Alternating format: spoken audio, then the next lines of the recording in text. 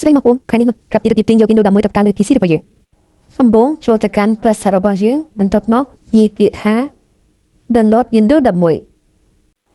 បន្ទាប់មកចែកជាពាក្យថា download Windows 11 Microsoft នៅខាងលើគេបាទបន្ទាប់មកទៀតនៅពេលដែលយើងមកដល់ចំណុចនេះគឺឃើញមានពាក្យថា download Windows 11ដូច្នេះយើងកុំទាន់ធ្វើអីយើងអូសវាមកក្រោមអូសមកទៀតមក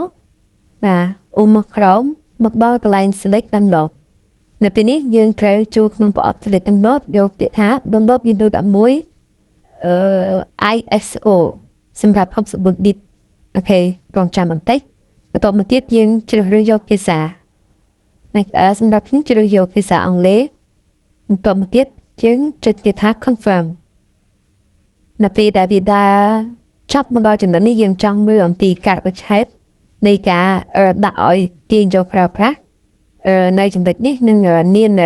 option ផ្សេងៗទៀតបើសិនជាយើងចង់ចូលមើលប៉ុន្តែបើមិនមានទេយើងចុចពាក្យថា64 bit download វាសម្រាប់កុំព្យូទ័ររបស់យើងបន្ទាប់មកទៀតយើងទៅយកកន្លែងដែលយើងត្រូវទុកខ្ញុំទុកនៅក្នុង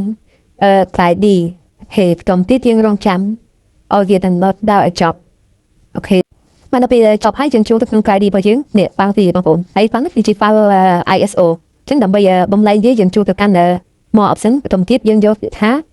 extract file 64 bit នៅទីនេះណាបាទអញ្ចឹងយើងចុចបំលែងវាមកហើយយើងរងចាំរហូតដល់វាបំលែងអស់បន្ទាប់មកទៀតយើងបានជា folder មួយរបស់ Windows 11 25 ហាស់នេះបន្ទាប់មកទៀតយើងចុចយកពាក្យថា set up ហើយ open នោះគឺជាការស្វែងរកអរគុណដែលបានទស្សនា